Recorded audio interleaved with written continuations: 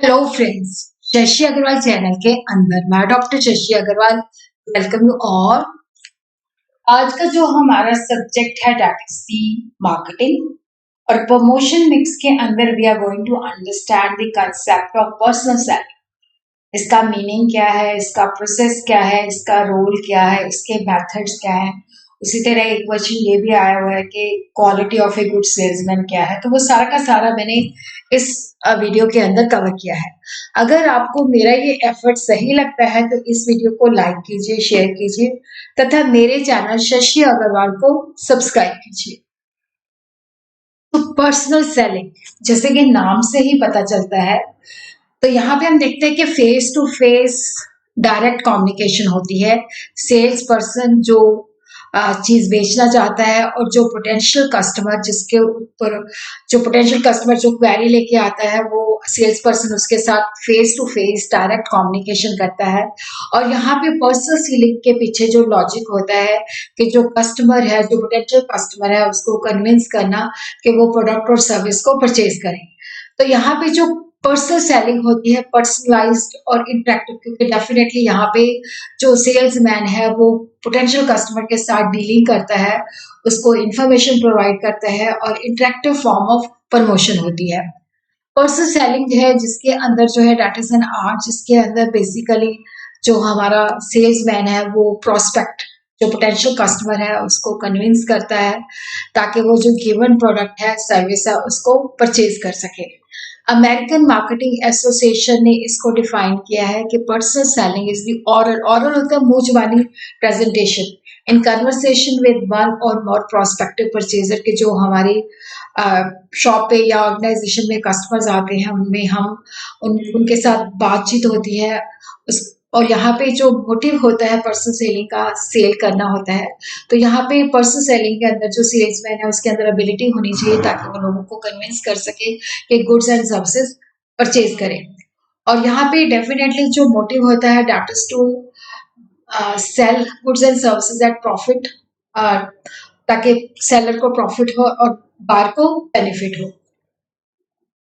इसके जो main features हैं, देखो ये जो है टू वे कम्युनिकेशन है, क्योंकि यहाँ पे पर्सनल सेलिंग के अंदर जो सेल्समैन है प्रोस्पेक्ट कस्टमर के साथ जो है फेस टू फेस कम्युनिकेशन करता है। कस्टमर उससे कुछ बातें पूछता है, सेल्समैन उसके आंसर देता है, तो it is a two way communication. तो जो भी प्रॉब्लम्स होती है कस्टमर्स की, क्वेरीज होती हैं, ऑब्जेक्शंस होते हैं, वो हैंडल करता है और कस्टमर रिलेशन बिल्ड करने में भी हेल्प करता है। और जो पर्सनल सेलिंग है, जो हाई वैल्यू और कॉम्प्लेक्स प्रोडक्ट्स होते हैं जहाँ पे कस्टमर को नॉलेज चाहिए को यूज कैसे करना है, तो वहां पे पर्सनल सेलिंग जो है यूज होती है। जैसे हम देखते हैं कि एक कार सेल्समैन जो है, जैसे हम कार खरीदने जाते हैं शोरूम पे, तो जो सेल्समैन होते हैं वो हर कार के जो है फीचर्स बार को बताते हैं जो भी वो मॉडल खरीदना चाहते हैं। उसी तरह ही जैसे फाइनेंशियल एडवाइजर है, इंश्योरेंस या इन्वेस्टमेंट प्लान जो है जब अपने प्रोस्पेक्ट कस्टमर को बताता है। और उसी तरह क्या होता है कि जैसे डायरेक्ट सेल एट होम और ऑफिस, तो इसके जो बेनिफिट है देखो यहाँ पे होता है कि क्योंकि पर्सनल सेलिंग के अंदर सेल्समैन जो होता है कस्टमर के साथ डायरेक्टली डील कर रहा होता है, क्योंकि जो भी उसकी क्वेरीज होती है, जो भी उसके प्रॉब्लम्स होती है उनको सॉर्ट आउट कर सकता है, तो डायरेक्ट चांसेस होते हैं कि सेल इमीडिएटली हो जाए। और यहाँ पे क्या होता है कि जो भी उसके ऑब्जेक्शंस होते हैं कस्टमर के, जो भी उसकी क्वेरीज होती हैं या प्रॉब्लम्स वो बताता है, तो उसका इमीडिएट फीडबैक और क्लैरिफिकेशन मिल जाता है। और क्योंकि यहाँ पे फेस टू फेस कम्युनिकेशन होती है तो यहाँ पे कस्टमर के साथ रिलेशनशिप भी बनती है। और जो टेक्निकल होते हैं, जो एक्सपेंसिव प्रोडक्ट्स होते हैं, उनको अच्छे तरीके से समझाने में भी पर्सनल सेलिंग जो है काफी काम आती है। डिसएडवांटेज ये होता है कि सेल्समैन जो होते हैं ट्रेंड होने चाहिए। अगर वो ट्रेंड नहीं है तो वो कस्टमर के साथ प्रॉपर डील नहीं कर पाएंगे, कस्टमर को सही बात नहीं बता पाएंगे। और सेल्समैन को ट्रेन करने के लिए, एक्सपर्ट करने के लिए बहुत खर्चा आता है। और ये लिमिटेड रीच है क्योंकि एट ए टाइम जो सेल्समैन होता है वो बहुत ज्यादा कस्टमर को नहीं होता, तो ये वन टू वन होता है जिसके अंदर काफी टाइम कंज्यूमिंग होता है। तो ये जो पर्सनल सेलिंग है that is suitable for industrial goods, machine tools, जो बहुत एक्सपेंसिव प्रोडक्ट्स होते हैं, कार्स, अप्लायंसेस या services like real estate, insurance, education packages वगैरह, वहां पे ज्यादा जो है मतलब ये सूटेबल है। अब हम देखते हैं what is the process of person selling. जो है पर्सन सेलिंग होती है, इसके अंदर काफ़ी सारे स्टेप्स होते हैं जिसको सेल्स पर्सन फॉलो करता है ताकि पोटेंशियल कस्टमर को एक्चुअल बार के अंदर कन्वर्ट किया जाए। तो ये एक सिस्टमैटिक और गोल ओरिएंटेड अप्रोच होती है। तो these are the steps. First है प्रोस्पेक्टिंग एंड क्वालिफाइंग। तो यहाँ पे हम देखते हैं कि जो सेल्समैन होता है वो पहले आइडेंटिफाई करता है कि ये हमारे जो है पोटेंशियल कस्टमर हैं जो हमारे प्रोडक्ट और सर्विस में इंटरेस्टेड है। फिर वो चेक करता है कि उनको ये ज़रूरत भी है हमारे प्रोडक्ट और सर्विस के अंदर, उनको इंटरेस्ट भी है, क्या उनके पास परचेजिंग पावर भी है। जैसे कि लाइफ इंश्योरेंस एजेंट जो होता है वो वर्किंग प्रोफेशन जो होता है उनकी एक लिस्ट बनाता है कि ये लोग जो है मेरी इंश्योरेंस परचेज कर सकते हैं, तो ये मेरे प्रोस्पेक्ट्स हैं। तो सबसे पहले जो पोटेंशियल कस्टमर्स होती हैं उसके बारे में इंफॉर्मेशन गैदर की जाती है। फिर उसके बाद है प्री अप्रोच, मतलब लिस्ट बनाई जाती है। प्री अप्रोच का मतलब होता है कि जो हमने शॉर्ट लिस्ट किए कि ये हमारे प्रोस्पेक्ट हो सकते हैं तो उनके बारे में इंफॉर्मेशन गैदर की जाती है और सेल किस तरह से मतलब करना है, उनको अप्रोच किस तरह से करना है, उसकी प्रॉपर प्लानिंग बनती है, उसकी नीड्स प्रेफरेंसेस और बैकग्राउंड को समझा जाता है। और जब हम एक इंश्योरेंस पॉलिसी किसी को बेचना चाहते हैं तो उसकी फाइनेंशियल जो सिचुएशन होती है उसको अंडरस्टैंड करके फिर उसको उसकी डिजायरेबल पॉलिसी के बारे में बताया जाता है। फिर उसके बाद है अप्रोच। तो इसके अंदर क्या होता है कि यहाँ पे हम प्रोस्पेक्ट के साथ जो है लिंक बनाते हैं। ये फेस टू फेस भी हो सकता है, ऑनलाइन भी हो सकता है या टेलीफोनिक भी हो सकता है। तो यहाँ पे होता है कि एक पॉजिटिव फर्स्ट इंप्रेशन बनाना, रैपिड बनाना। यहाँ पे हम देखते हैं जैसे कस्टमर को हम जब वो हमारी शोरूम में आता है उसको ग्रीट करते हैं, अपने आप को इंट्रोड्यूस करते हैं, तो वहाँ पे एक माहौल क्रिएट करते हैं जिसके बेसिस पे हम एक मीटिंग का माहौल बना सकें। फिर उसके बाद है सेल प्रेजेंटेशन एंड डेमोन्स्ट्रेशन। तो यहाँ पे जो प्रोडक्ट होता है उसके फीचर्स बताए जाते हैं, उसके मेरिट्स, उसके बेनिफिट बताया जाता है कि ये हमारे कॉम्पिटिटर से किस तरह से बेटर है। फिर उसको चला के भी दिखाया जाता है, डेमोन्स्ट्रेट भी दिखाया जाता है कि ये आपकी प्रॉब्लम्स को इस तरह से सॉर्ट आउट कर सकता है। जैसे वैक्यूम क्लीनर सेल्स पर्सन जो है उसको बताता है कि वैक्यूम क्लीनर कैसे चलता है, कैसे हम इसका उपयोग कर सकते हैं। फिर उसके बाद है हैंडलिंग ऑब्जेक्शंस। तो यहाँ पे होता है जो भी सेल्समैन के मन के अंदर डाउट्स होते हैं उन डाउट्स को सॉल्व करता है और उसकी जो भी मतलब जो भी इंफॉर्मेशन चाहिए होती है वो देता है। जैसे कस्टमर प्राइस के बारे में पूछता है या कोई उसके ऊपर कोई ऑफर के बारे में पूछता है या वारंटी के बारे में पूछता है, तो वो सारी चीजें जो होती है सेल्स पर्सन उसको हैंडल करता है। फिर उसके बाद होता है कि जब कस्टमर सेटिस्फाई हो जाता है तो यहाँ पे वो ऑर्डर प्लेस कर देता है या एग्री कर देता है। तो यहाँ पे कई बार जब हम सेल करना चाहते हैं तो उसको हम कुछ डिस्काउंट देते हैं या कोई उसके साथ जो प्रोडक्ट के साथ कोई गिफ्ट ऑफर करते हैं। शैल आई प्रिपेयर द इनवाइस, जिसके अंदर उसको कहा जाता है कि मैं आपके लिए बिल बनाऊं, would you like to go with the standard or premium model के किस तरह का मॉडल चाहिए। तो इस तरह से सेल को क्लोज किया जाता है, उसको डिस्काउंट वगैरह दिया जाता है। फॉलो अप और आफ्टर सेल सर्विस के अंदर होता है कि कस्टमर सेटिस्फेक्शन होनी चाहिए। जो भी उसने खरीदा है वो उसके साथ सेटिस्फाइड हो, कोई प्रॉब्लम ना हो।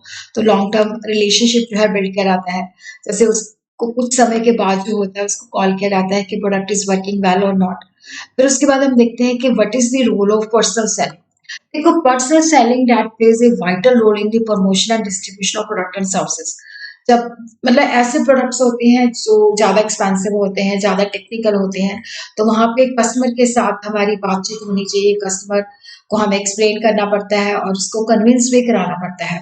तो ये एक पर्सनलाइज्ड कम्युनिकेशन है क्योंकि यहाँ पे फेस टू फेस इंटरेक्शन होती है।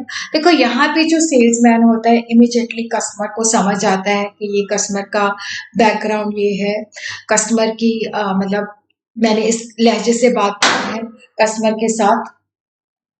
और यहाँ पे उसके साथ एक शुरू में सेल्समैन जो है कोशिश करता है ट्रस्ट और उसके साथ रिलेशनशिप बिल्ड करने के लिए, ताकि उसको वो इन्फ्लुएंस कर सके।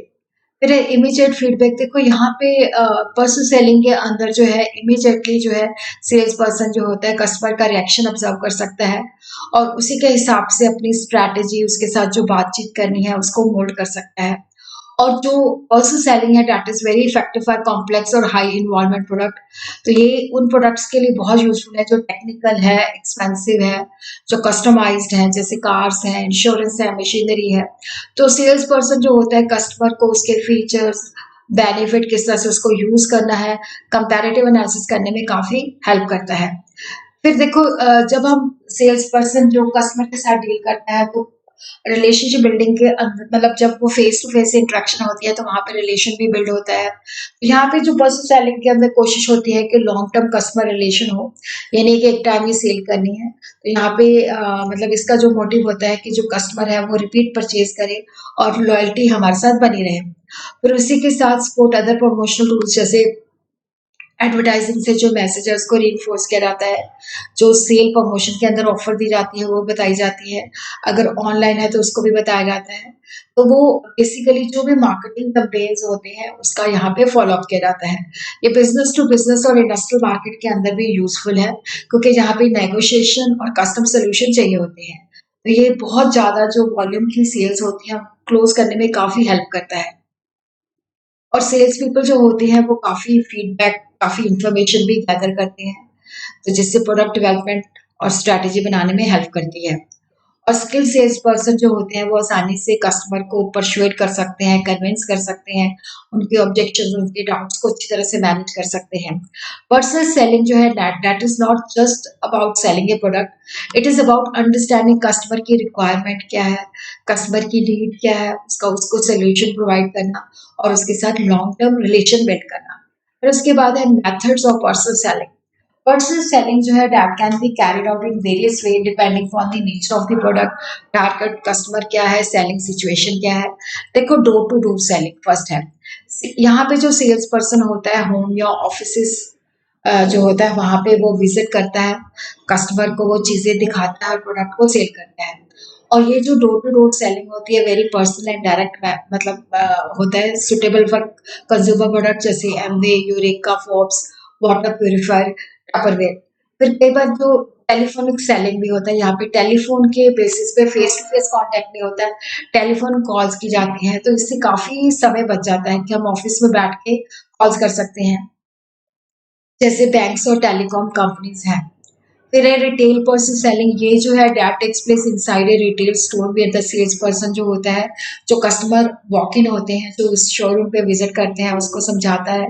ये क्लोथिंग स्टोर, इलेक्ट्रॉनिक शोरूम के अंदर सेल्स पर्सन जो होता है कस्टमर को मोबाइल फोन चूज करने में हेल्प करता है, मतलब जो भी चीज उसने खरीदनी है उसको वो हेल्प करता है। फिर उसके बाद है business to business selling. Sales person deals directly with business buyer, जो इंडस्ट्रियल बार्स होते हैं उनके साथ होता है, जहाँ पे बल्क सेल होती है, टेक्निकल प्रोडक्ट्स होते हैं, जैसे company selling industrial machinery to a factory.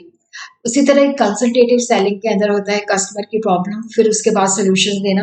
Actively उनको सुना जाता है, उनकी प्रॉब्लम्स क्या है, उनको एडवाइस किया जाता है। ये नहीं कि प्रोडक्ट को पुश करना जाता किया जाता है, बल्कि उनको सुना जाता है कि उनकी प्रॉब्लम्स क्या है। जैसे एक फाइनेंशियल एडवाइजर जो है कस्टमर की जो है उसके शॉर्ट टर्म ऑब्जेक्टिव क्या है, लॉन्ग टर्म ऑब्जेक्टिव क्या है, उसका इनकम कितनी वो सेव करना चाहता है, उसके बेसिस पे जो है एक इन्वेस्टमेंट प्लान जो है एडवाइस करता है। इनसाइड सेलिंग होता है कि जो with in the company office जो है चाहे फोन के माध्यम से, ईमेल के माध्यम से कस्टमर के साथ कांटेक्ट करता है।